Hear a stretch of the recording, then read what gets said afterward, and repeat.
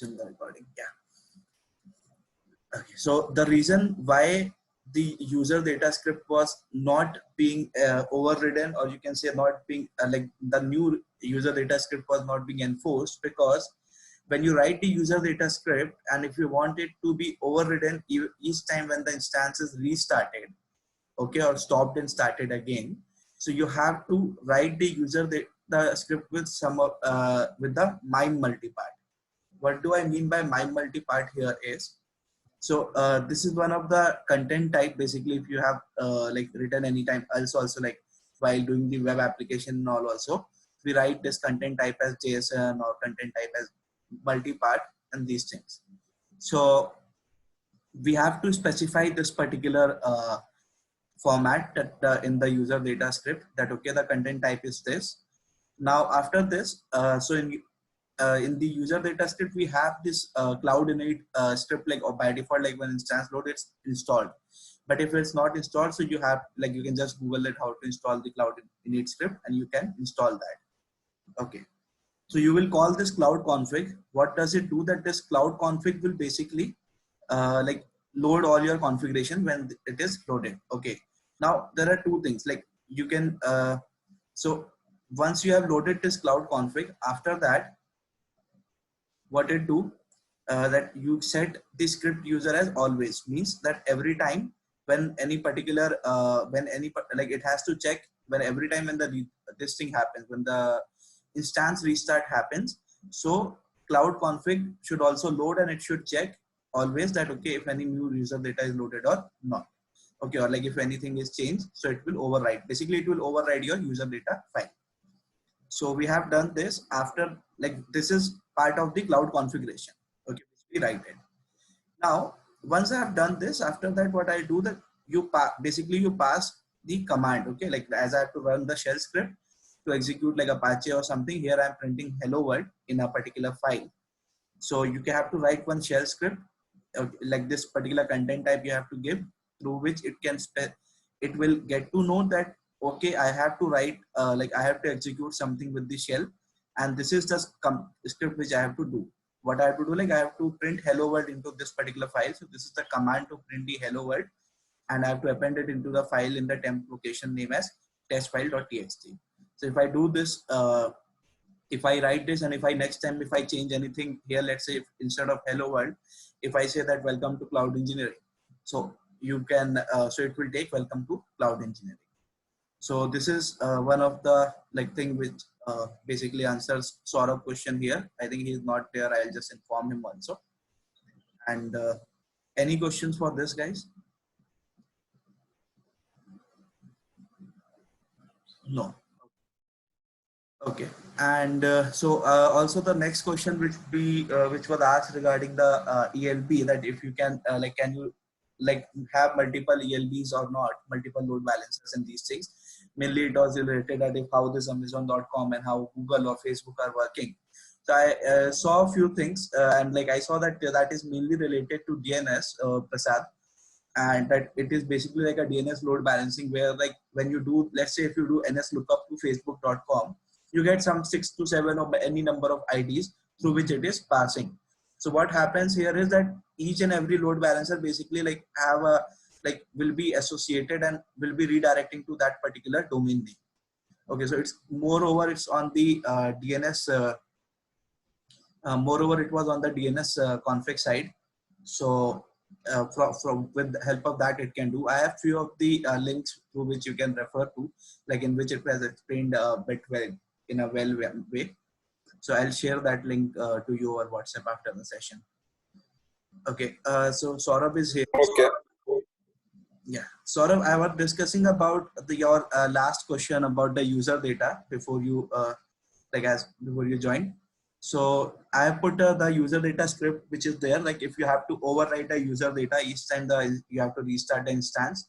So basically like you have to do this mime multipart content type you have to assign, and you have to assign the cloud config and the shell script content part. So cloud config, what it do, like it basically tells the terminal or tells the EC2 instance that I have to like load the init script and all these things. So because ideally the user data is loaded only at the first when the first boot happens. means that when your instance is initialized at the first time, that only. After that, it will not be overridden.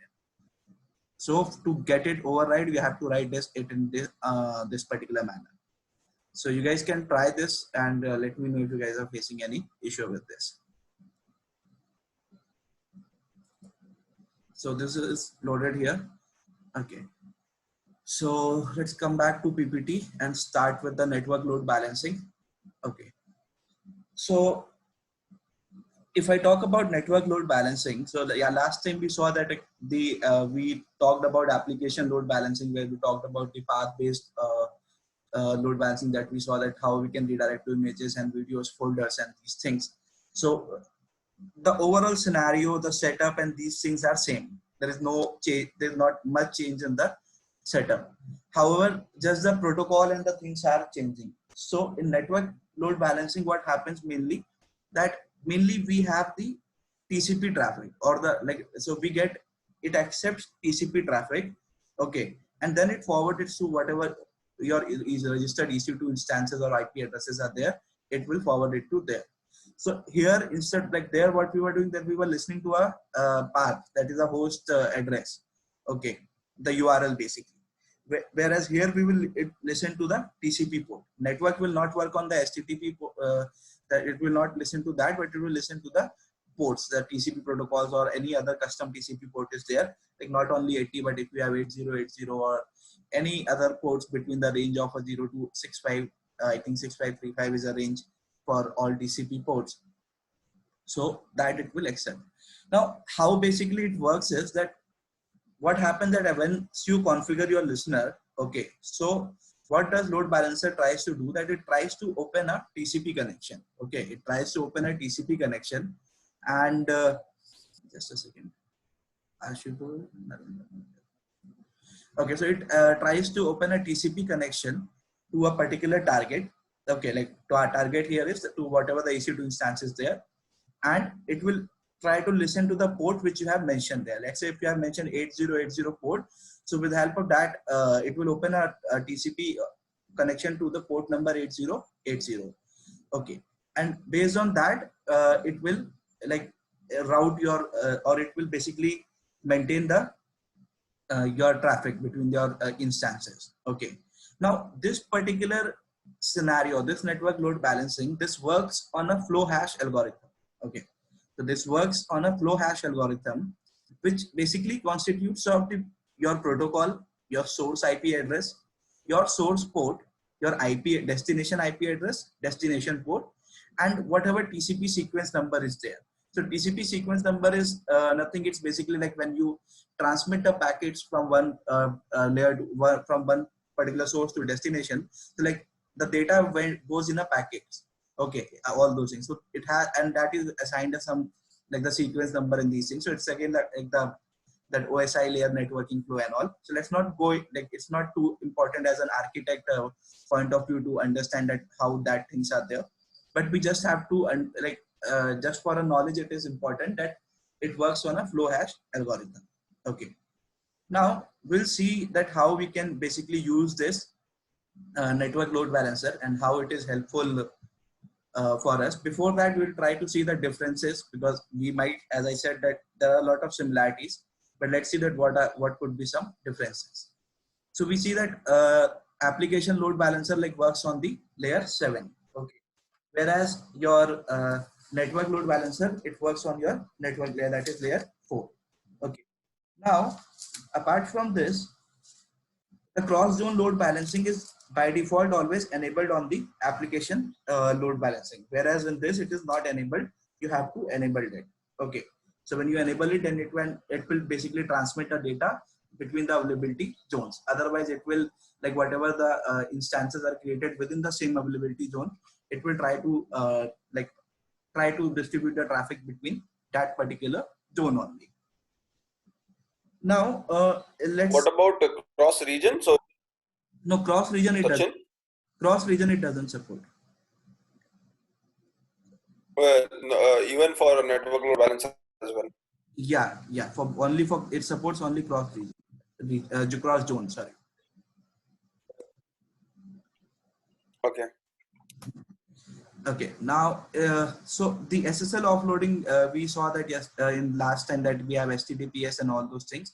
That this is the network. These things, so here it is not supported. Now about client request terminates at load balancer. What happens basically that whatever the incoming client request is coming, okay, at application layer. So that what happens that it get as soon as it reaches to your load balancer, it terminates there.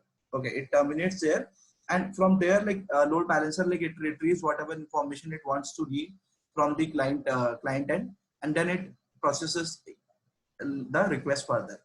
Whereas at network load balancer, this doesn't happen.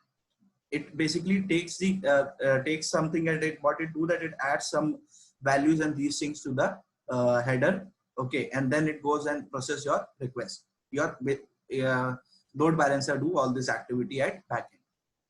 Now as in this the client request terminates, so like if you want you can like modify the headers. So like these all things work when you work with API and these things. So they're like you have to provide some, I think X AZ head format or something you have to provide like that. So I don't remember the tag name, but you provide some format for the headers if you want to change it. Whereas network load balancing does not support it. In application load balancing, we saw the example of path-based routing. We saw that we can even do it from IP and the host-based routing also. But whereas in network load balancing, it just listens to port, not any particular URL and these things. Now, another good part with network load balancing is that you can associate the elastic IP with your load balancer. So like you can associate elastic IP, and like you can like just give that particular elastic IP because it will not going to change anytime. So instead of giving the long DNS or something, it's easy to remember and these things also. So you can do that. Whereas in application load balancer, last time we saw that we don't have any such configure, any such details. Okay. So the tag name is X forwards basically. Yeah, the header format which it is, that is X forwards. So any questions till here?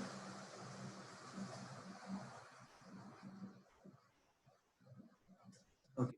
So let's see the demonstration. It might seems to be similar as we did in the last one. Okay. So the demonstration is almost similar. So what we can do is that before I'll explain this. So if you guys like, you can try in parallel, okay, whatever we are doing, and because now you guys know how to create a target group, how to create a listener, and all these things. So that would be much easier for you to configure it in parallel. So like meantime, I'm explaining this. You guys can be ready with your instances up and running. Okay. So what here again here we are going to create two servers. One like let's say image processing server 1, and other one is video processing server 2. Okay. And after this we'll create two target group, one for this, another one for this. Now we'll create like what we'll do, we'll have the listeners. One listener will be like this we will be opening for port number 80, which will listen to port 80. And let's say for video processing server, we are configuring it for port number 8080. This will open for port number 8080. So if any request, so my rules would be that if any request comes to port 80, forward it to image processing server. If any request comes to port number 8080, forward it to video processing server. So this is the demonstration. If you guys need this diagram, like if you don't want to see this, you can go to the drive, go to the ELB and LB, this particular folder, and go to the NLB lab demo instructions.pdf. Okay, even I have the files also, NLB image server and all, from where you can copy the content. And here I have written each and every step. In fact, I have put the user data things and all also.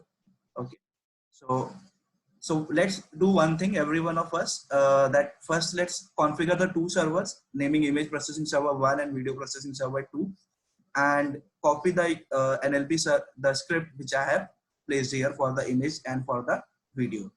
So let's try with that, and meanwhile I'll show you guys what I'm doing.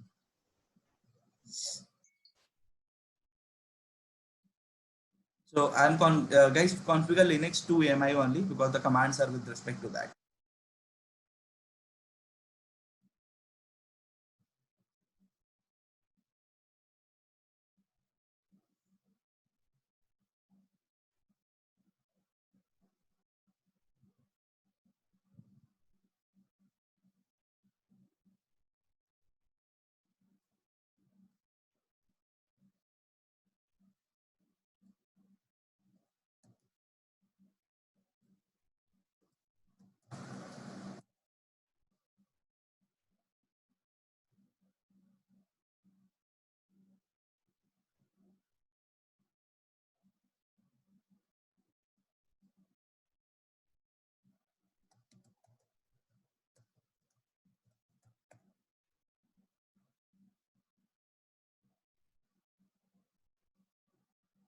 and let's try to open the port number 80 for anywhere.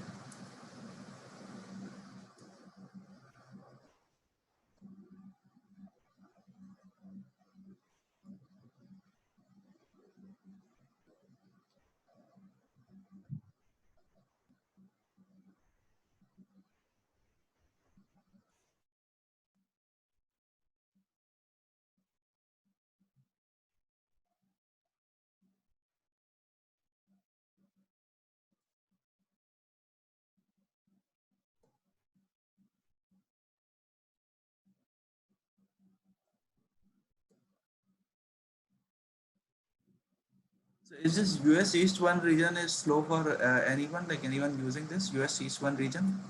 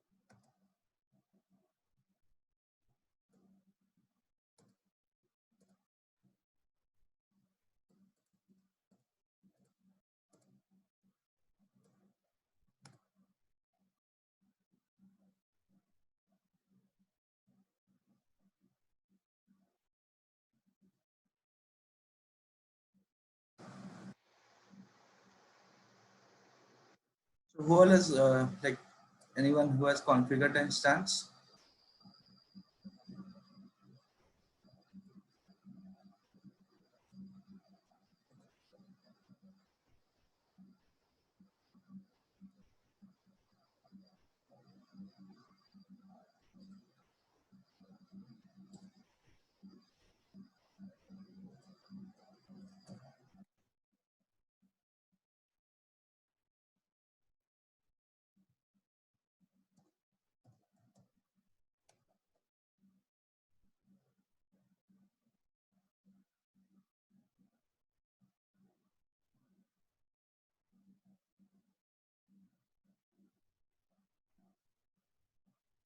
So once you have configured, guys, let me know the instance when your instance is up and running.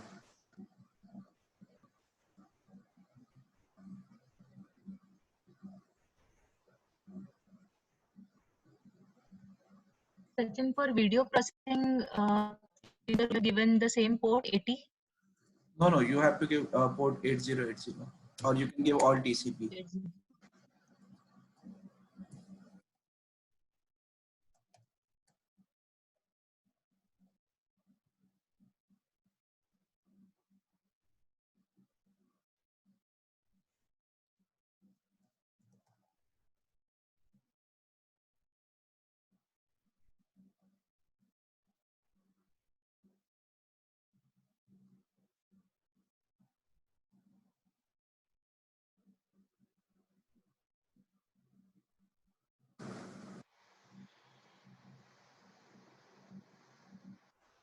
Is that done?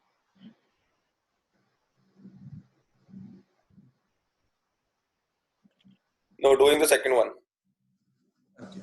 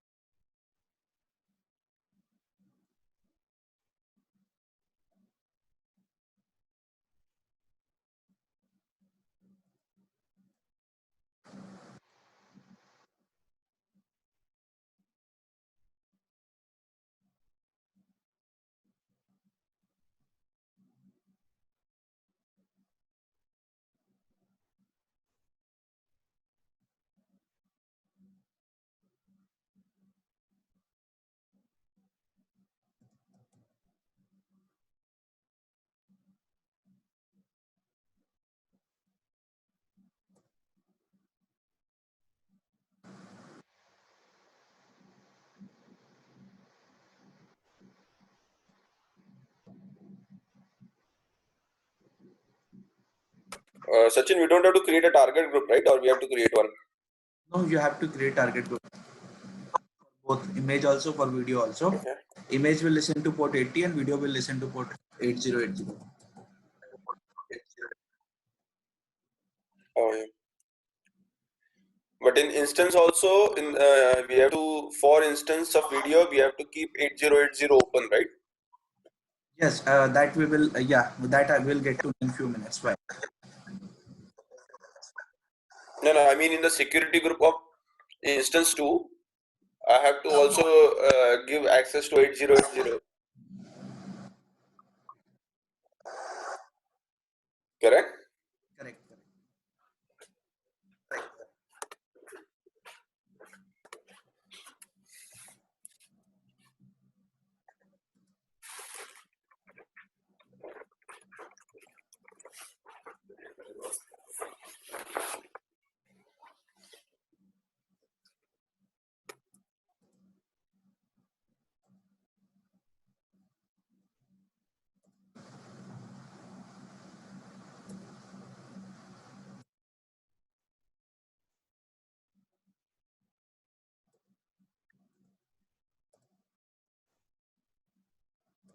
So once the target group is created and you guys have registered, just let me know.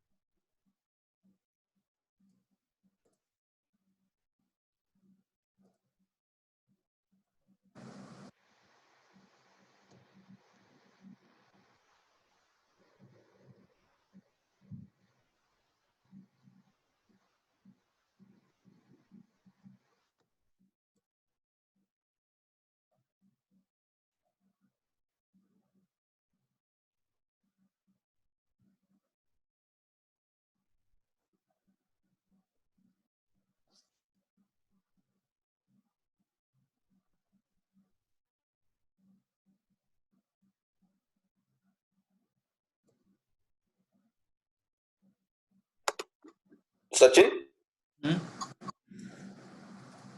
for the second target group, we have to keep it TCP 8080, right?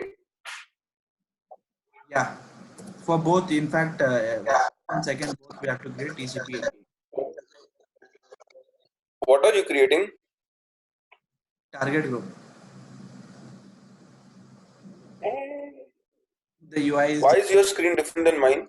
I don't know. It's loading version 2 for me. It's not launching version 1 for me. Okay. Version 3 for me basically. I don't know why.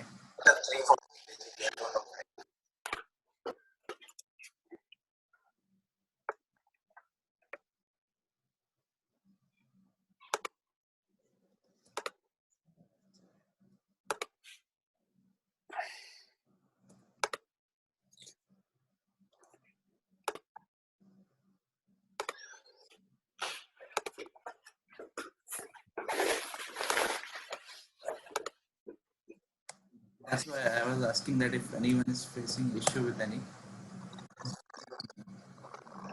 You see, my console itself is creating.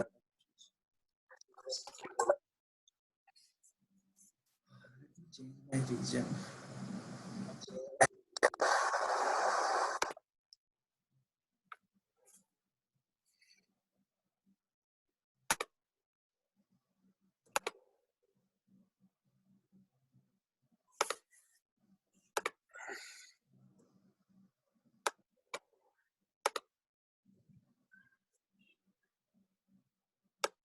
Okay, so the target group.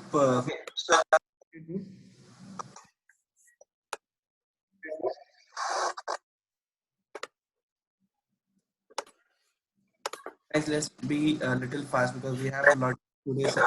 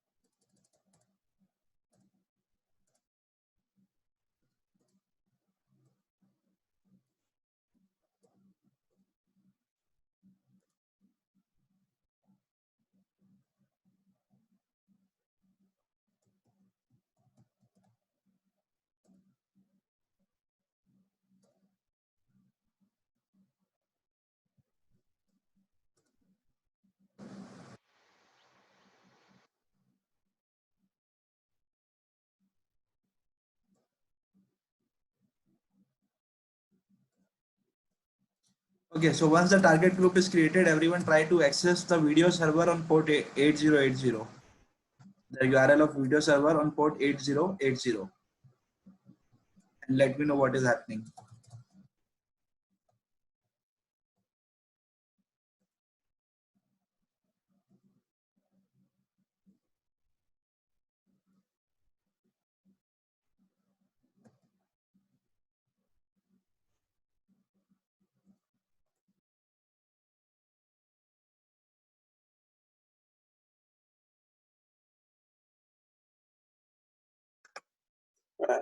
Sachin? Yeah, hello. Sachin, you there? Yeah, I'm there. Yeah. I didn't get your last point. What do you mean by try to access it via port 8080? The video processing server URL. Yeah, from the you mean from the DNS, right? Yeah, from the public DNS. Yeah, I was able to access both. Port 8080 also. Yeah, what do you mean by port 8080? That's what I'm asking. You have to go ahead and you have to change, like you have to write :8080 port. By default, HTTP will be launching at port 80, right? Like this, if you see my screen. You're not able to see a screen. It's giving. I think you're sharing the stuff. Okay, I hope you can see it now. Yeah. So this is how :8080 has to be checked like this.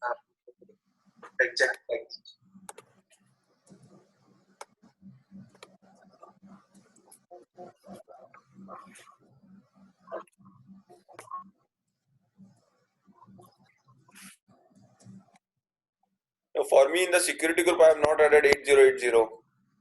So it's not able to add that. Not access. Ideally, you should not able to access only to access it. Sorry? I'm saying that how can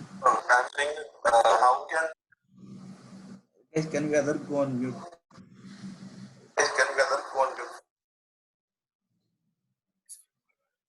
So I'm saying that you cannot access on port 8080. So by default, HTTP listens to port 80. Okay. When by default HTTP port listens to port 80, so it should not allow you to listen to port this 8080. That's what I just wanted you guys to verify, that as per the use case, my use case says that if port 8080 is there, so we should have this. Okay. Go and you can change it basically. We have to change it basically. Yes, but one thing is, can you show your security groups? Oh, my security group for video, I have written all TCP. Sorry? In my security group, Your voice is breaking, Sachin. okay, just 2 minutes. Let me reconnect to a different network. 1 minute. I'll stop this and I'll reconnect.